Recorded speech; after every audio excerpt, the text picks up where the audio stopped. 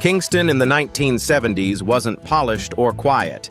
It was loud with sound systems, heavy with bass lines, and alive with a new form of truth called roots reggae. Johnny Clarke emerged from that moment not as a flashy star, but as a voice that helped define an entire era. His music didn't chase fame or trends. It carried faith, resistance, and the everyday reality of Jamaican life. To understand his legacy, we have to go back to where it all began, the streets of Kingston, and the early journey that shaped both the man and the music. Born on January 12, 1955, in Whitfield Town, one of Kingston's toughest inner-city neighborhoods, Johnny Clarke came into the world far from comfort or opportunity. Whitfield Town was crowded, noisy, and unforgiving, a place where survival came before dreams. Yet it was also a place where music flowed naturally through the streets, from sound systems on corners to voices echoing out of small yards.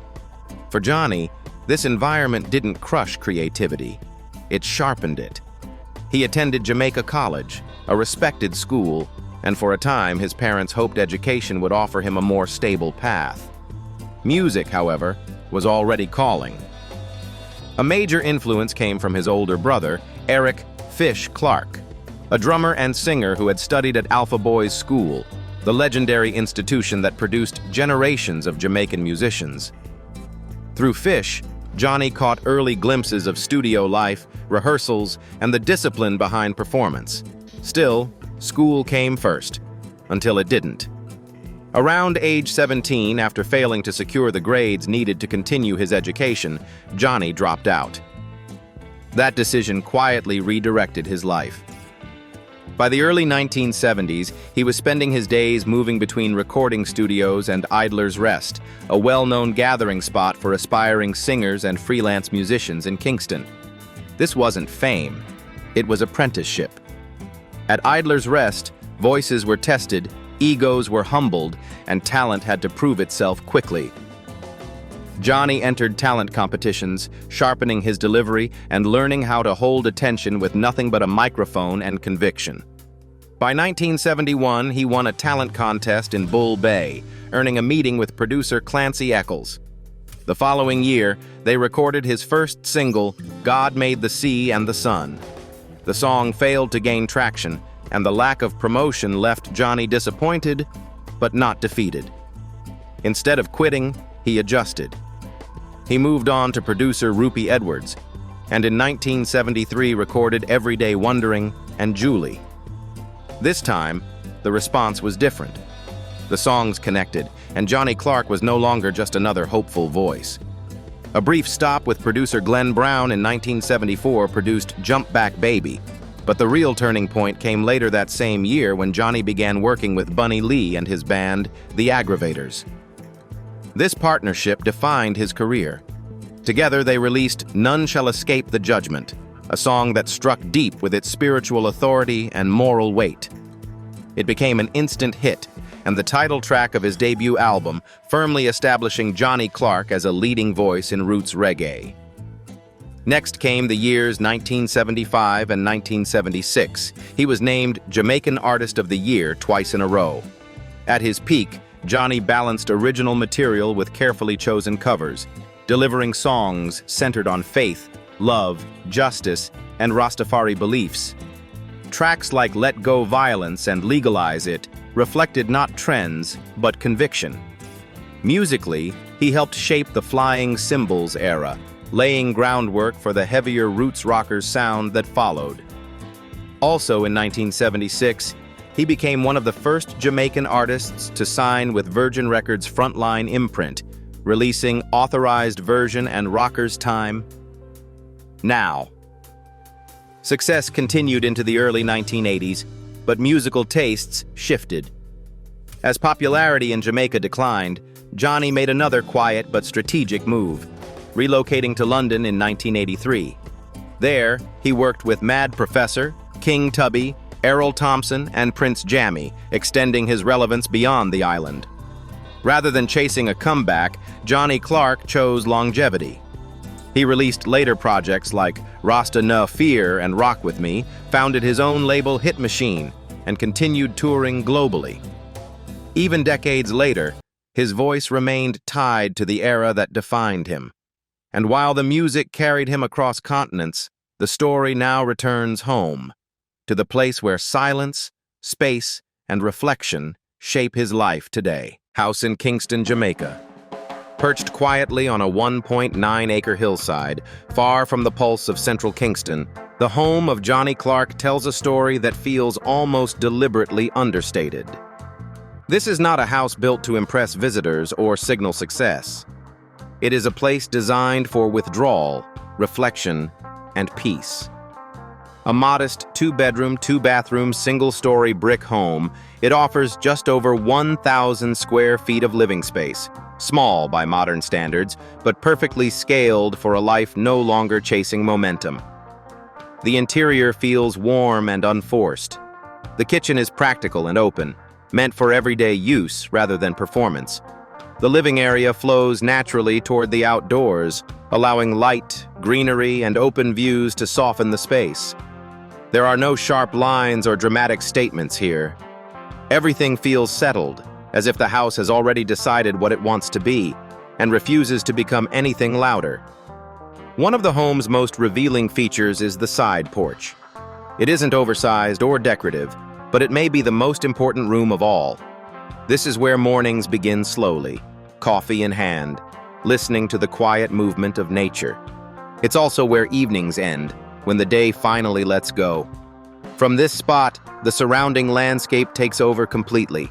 Hills, water, and trees stretch outward, creating a sense of distance from urgency and pressure. The fenced yard reinforces that feeling of control and simplicity. It's space for pets, small gardens, or simply walking without interruption. Wildlife appears naturally, not as a feature but as part of the environment. Nothing here feels curated. The calm is real, not staged. What makes this home especially meaningful is how sharply it contrasts with the world Johnny Clarke once dominated. In the 1970s, his voice carried through crowded dance halls and tense social moments. His music was bold, spiritual, and charged with purpose. This house carries none of that noise. Instead, it offers silence, routine, and room to breathe. It's the kind of place chosen by someone who has already lived loudly and no longer needs to. And while this quiet space suggests a life scaled down, it also raises a different question. How does someone who helped define an era sustain himself after the spotlight fades? To answer that, we need to look beyond the hillside and into how Johnny Clarke's music continues to earn, circulate, and endure. Income and net worth.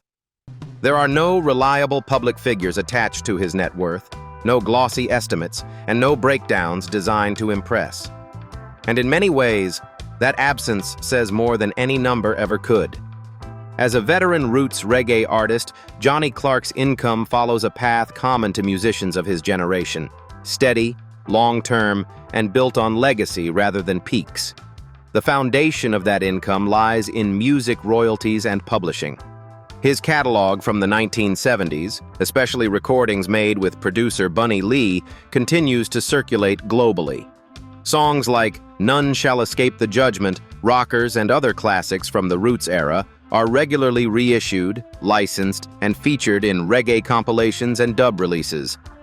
In today's digital landscape, those same recordings live on through streaming platforms like Spotify and YouTube, generating modest but ongoing revenue decades after their original release. Another crucial pillar is live performance. Rather than stadium tours, Johnny Clarke's earnings come from reggae festivals, cultural events, and club appearances across Europe, Jamaica, and the United States. These performances are less about spectacle and more about connection, audiences who understand the weight of his voice and the era it represents. For Roots artists, touring is not a bonus income stream. It is the engine that keeps the career alive. His true wealth isn't measured in currency. It's measured in ownership of his work, the longevity of his songs, and the ability to live quietly without financial desperation. But legacy doesn't stop at income alone. After decades of earning through music rather than headlines, the most consistent pattern in Johnny Clarke's life becomes clear. Privacy is not an accident. It is a strategy. Personal life. While his songs have traveled across continents, his personal life has remained firmly out of public reach. Unlike many artists of his era, Johnny Clarke has never turned family, relationships, or personal struggles into part of his public identity. Very little is known about his marital status, children, or domestic life beyond brief, indirect references.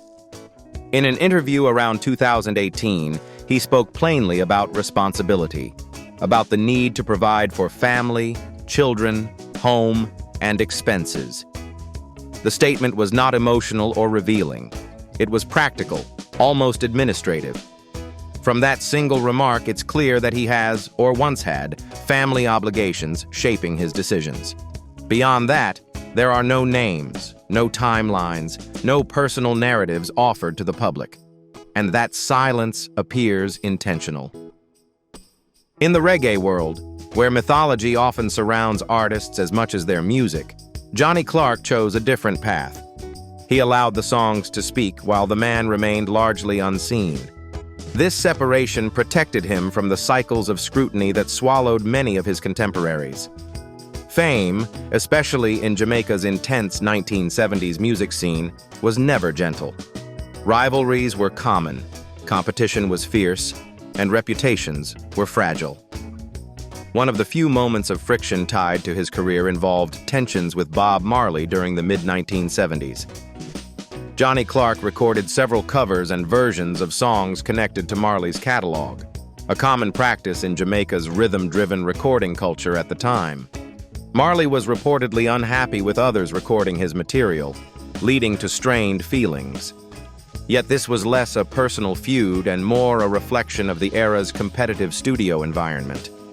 No public confrontations followed, no lasting bitterness defined Johnny Clarke's narrative. The moment passed, and the music endured. What stands out most is how closely his private life mirrors his beliefs. Rooted in Rastafari philosophy, Johnny Clarke's worldview emphasized restraint, discipline, and inner clarity. His songs promoted anti-violence, peace, African identity, and justice, not as slogans, but as lived principles. That same mindset appears to govern his personal choices: silence over spectacle, distance over exposure, stability over noise. In an industry that often demands constant visibility, Johnny Clarke chose survival through withdrawal. He remained present enough to perform, to tour, and to share his voice, but distant enough to protect what mattered most. His personal life was never hidden out of fear. It was guarded out of respect. And as the story reaches its final moments, what remains is not mystery, but coherence. A man whose music spoke loudly for justice chose to live quietly for balance. In the end, Johnny Clarke didn't disappear from the world. He simply stepped back and let the legacy stand on its own. Thank you for spending your time with us and continuing this journey through music, culture, and history. If this story resonated with you, don't forget to like, subscribe, and share your thoughts in the comments. Your support keeps these stories alive, and see you in the next videos. Goodbye.